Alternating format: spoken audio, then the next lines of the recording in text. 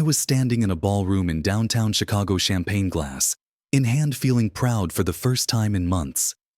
The charity gala was packed with colleagues and their partners, soft jazz playing in the background. I had just introduced Diane to my managing partner, calling her my future wife with genuine warmth in my voice. Mr. Harrison smiled, congratulated us, asked about the wedding date. The conversation lasted maybe 2 minutes before he excused himself politely. The moment he walked away, Diane leaned close to me. Her smile was still plastered on her face, but her voice cut through the music like ice. Can you stop introducing me as your future wife? It makes me look like I settled for less. My champagne glass froze halfway to my lips. Something inside me went completely cold, not angry, just clear. That was the moment I realized everything had been wrong for a very long time. Before I tell you what happened next and how one sentence changed everything, let me know where you are watching from in the comments below. Hit that like button if you have ever felt like you were not enough for someone, and subscribe because this story gets real, and sometimes the hardest truth is the one that sets you free. Now let me take you back to where it all started. My name is Kane.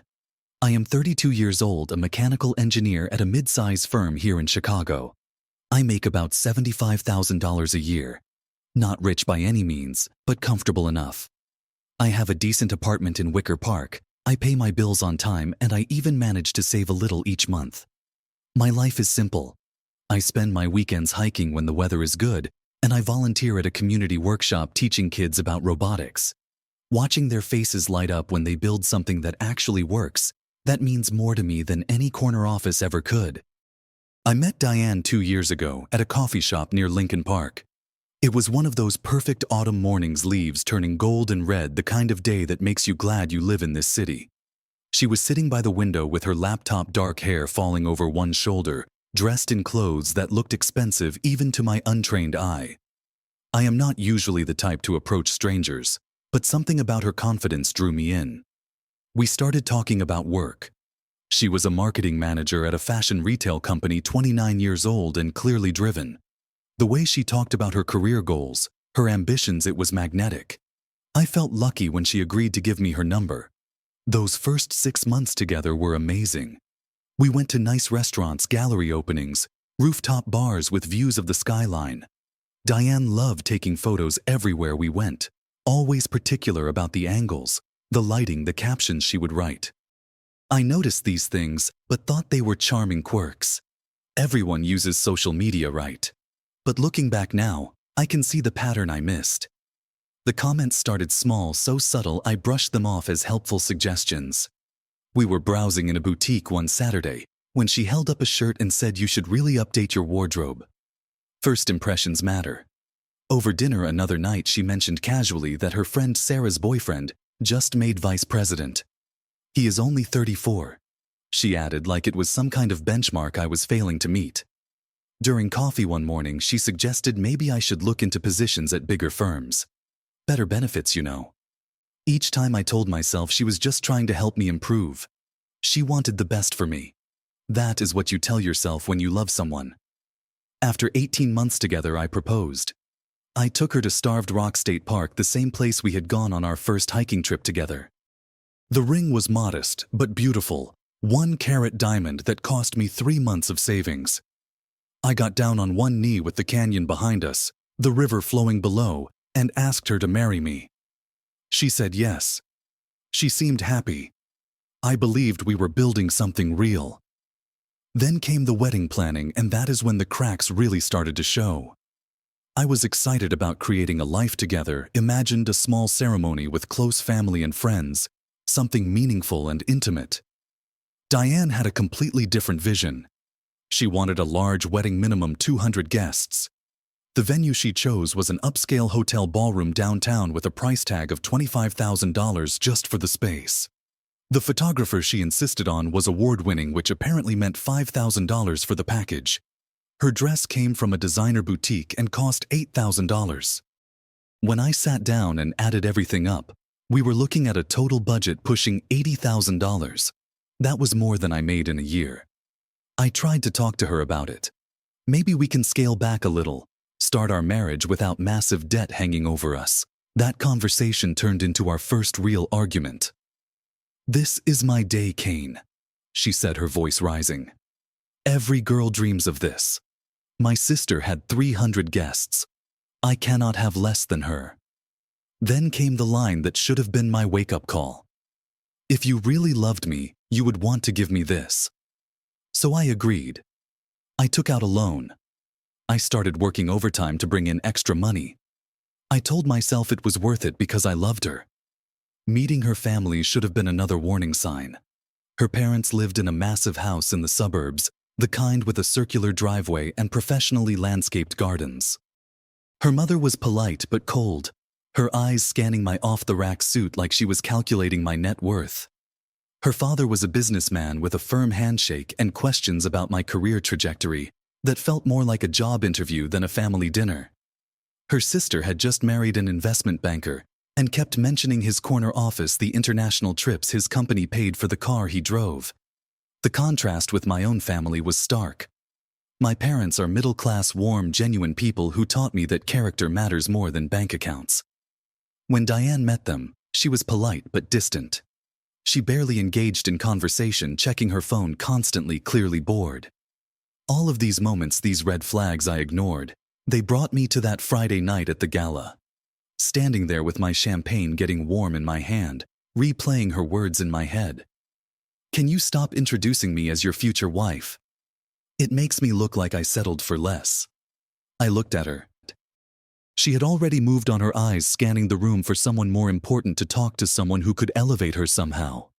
And in that moment, something fundamental shifted inside me. It was not anger. It was clarity. I said one word to her. "Sure." My voice was calm, cold even. She barely registered it, already moving toward another group of people. I stood there for another hour at that gala watching her work the room, and I knew with absolute certainty what I had to do. The drive home that night was silent. Diane sat in the passenger seat scrolling through Instagram, occasionally texting someone, completely absorbed in her phone. I kept both hands on the wheel and replayed that sentence over and over in my mind. It makes me look like I settled for less. Not we settled. Not I am worried we are not compatible. It makes me look like everything was about appearance, about how she was perceived, about status. I started noticing other details I had been blind to for months. She had not asked me about my day in weeks. Whenever I mentioned something funny that happened at work, she would grimace like I was wasting her time with trivial stories. When she introduced me to people, it was always just my fiancé, never. My name always rushed like she wanted to move past me quickly. I pulled into her apartment parking lot. She still insisted on keeping her own place until the wedding, said it was more traditional that way. "I will call you tomorrow," she said without looking up from her phone. "Yeah, sure," I replied. She paused, then finally glancing at me. "You okay?" "Fine," I lied. "Just tired." She shrugged, got out of the car, and the door closed between us. I sat there in my car for 20 minutes, maybe longer, engine off, watching the numbers on the dashboard clock change. A decision was forming in my mind, solid and clear, like ice crystallizing. I drove to my apartment and sat on my couch without turning on the television or any lights. The city glow from the window was enough. That is when the memories started flooding back, all the moments I had pushed aside or explained away. 3 months ago, at a friend's barbecue, I had walked up to Diane while she was talking to her girlfriends, carrying a beer for her. I overheard her mid-sentence. "He is sweet, but yeah, I mean, he is stable, you know." Her friend responded, "Girl stable is good. Romance fades. 401k does not." They all laughed. I had pretended not to hear, and walked away convincing myself I had misunderstood. 5 months earlier, we were shopping for a couch for my apartment. I found one I really liked, comfortable and reasonably priced at $800. Diane looked at it and said, "This is what you want." It looks so basic. Then she added my ex had a leather sectional from Restoration Hardware. That was the first time she had compared me to her ex-boyfriend. It would not be the last. 7 months ago at her company party, her colleagues were asking about our wedding plans. "Oh, we are doing something simple," she told them. "Keeping it low-key." Later, she explained to me that they did not need to know about the expensive venue we had booked. When I asked why she lied about it, she said it is not lying, it is managing perception. I did not understand then what she meant. Now it was painfully clear. Just last month we had dinner with her parents again. Her father spent most of the evening asking me about my 5-year plan. I explained honestly that I was happy where I was, enjoyed the work, valued the time it gave me for community involvement. He responded, comfortable is dangerous. Ambition drives success. Her mother chimed in that Diane's sister's husband had just made partner at his firm at only 35 years old. Diane sat there nodding along. She did not defend me. She did not change the subject. She just agreed silently with their assessment that I was not ambitious enough. 2 weeks before the gala, we were looking at honeymoon options. I suggested a week-long road trip through national parks, something affordable and meaningful to both of us since we loved hiking. Diane stared at me. Are you serious? Sarah went to Bora Bora. Everyone is going to ask where we went on our honeymoon. I cannot tell them we drove around looking at trees. That conversation ended with me agreeing to look at beach resorts in the Caribbean that cost 3 times what I had budgeted. Sitting in my dark apartment that night after the gala, all of these memories connected like puzzle pieces I had been forcing into the wrong spaces. She never loved me. She loved the idea of being engaged, of having a wedding, of the status that came with it. I was a placeholder until someone better came along, or worse, I was the person she had settled for while hoping I would transform into someone more impressive. The realization did not make me angry. It made me free. I woke up early Saturday morning after barely sleeping. But I was not tired. I was clear-headed and decided. I made coffee, sat down with my laptop, and started making a list. At 9:30, I texted Diane. We need to talk. Coming over at 10. Her reply came immediately. Cannot. Brunch with Sarah. Later, I typed back, no. 10 o'clock. This cannot wait. There was a pause, then she responded. Fine. The firmness in my text must have surprised her. I arrived at her apartment at exactly 10 in the morning. She answered the door in yoga pants and a messy bun, looking annoyed. This better be important. I had to cancel brunch. I walked in but did not sit down. I stayed standing, looking directly at her. Tell me the truth. Do you actually want to marry me, or do you want to be married? Her expression shifted immediately to defensive. What kind of question is that? Are you still upset about last night? I was joking, Kane. I stayed calm. You were not joking. And it was not just last night. I started listing examples. The comments about my clothes, my career, my ambitions. The way she introduced me like an afterthought. Her embarrassment when I talked about my work. The constant comparisons to her friends' partners. Her defensive mask started to crack. At first, she tried denial. You are being oversensitive. Then deflection. I push you because I want better for you. I looked at her steadily. Or you want better than me. Silence filled the apartment. She sat down slowly, and something in her posture changed. The guilt, or maybe relief, washed over her face. Kane, you are a good guy. You are. But she paused. But what I prompted. But I thought you would grow more. Become more. My friends' fiancés are making 6 figures buying houses. They are so ambitious. And I am not ambitious because I am content, I asked. Content is just another word for complacent. She shot back. There it was. The truth laid bare between us. She continued, I do love you. But sometimes I wonder if it is enough. You mean if I am enough, I corrected her. She did not deny it. She just looked down at her hands. I felt a strange sense of calm wash over me. Okay. I just needed to hear you say it. She looked up sharply. What does that mean? It means we are done. The shock on her face was immediate. Wait, what, Kane? Do not be dramatic. We can work on this. Couples therapy. I shook my head. No, Diane. You just told me I am not enough for you. That is not something therapy can fix. She cycled through different tactics then. Tears came first. I did not mean it like that. Then anger. You are throwing away 2 years over one conversation. then bargaining. I will change. I will not compare anymore. I promise. But I stood firm. You cannot unring that bell. I walked out of her apartment and did not look back. When I got home, I opened my laptop and began taking action. At 11 in the morning, I called the hotel where we had booked our wedding venue. I need to cancel our wedding booking. The manager informed me I would forfeit the deposit of $5,000. I understand. Please proceed. My name was removed from the contract. At 12:30, I started calling vendors. The photographer I canceled and lost the $1,000 deposit. The caterer canceled, lost $2,000. The florist canceled, $500 gone. The DJ canceled, $300. Each call was another thread cut, another tie severed.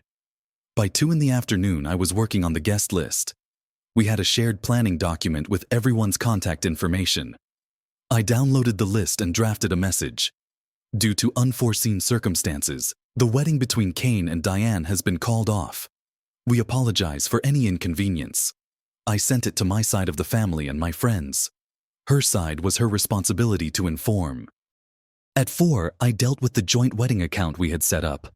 I had contributed $18,000 over the past year. She had put in $12,000. After all the cancellation losses totaling $8,800, there was $21,200 remaining. I calculated my proportional share and withdrew $12,700. I transferred the remaining $8,500 to her personal account. Then came the hardest part. At 6 in the evening, I sat down and wrote a letter by hand on plain paper. Diane, I have canceled everything with my name on it. The venues, the vendors, all of it. I have withdrawn my portion of the wedding fund. What is left is yours. You said introducing you as my future wife made you look like you settled for less. I am giving you the chance to find someone who makes you feel like you settled for more. I hope you find what you are looking for. I know I will. The ring is in the box. I do not need it back. Sell it if you want. Do not contact me. We are done. Kane.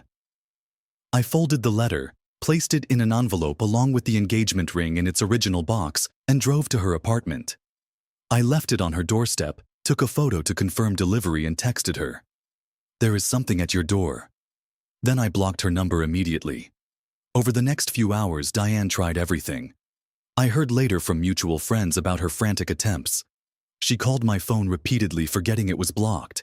She texted from a different number. Kane, please, we need to talk. She showed up at my apartment building. I watched from my window as she buzzed my unit repeatedly before finally giving up. She messaged my friends asking them to tell me to call her. She even tried calling my mother. My mom, bless her, simply said, "Honey, if my son made this choice, he had good reason. I am not getting involved." Diane posted something vague on social media that night. Sometimes people give up when things get hard, with a broken heart emoji. Her friends flooded the comments with supportive messages about how she deserved better. I did not respond. I did not post anything. My silence was more powerful than any statement I could have made. My best friend Marcus reached out. "Bro, you okay?" "Heard what happened." I texted back honestly. "Yeah, man. Better than I have been in months, actually." "You need anything?" he asked. "Nah. Just need some time." That night I ordered pizza, watched the game on television, and slept through the entire night for the first time in weeks. I felt lighter than I had in a year. The first week after ending things with Diane was difficult, but liberating. I took 3 personal days from work, something I never did. I disconnected completely from social media, deleted the apps from my phone.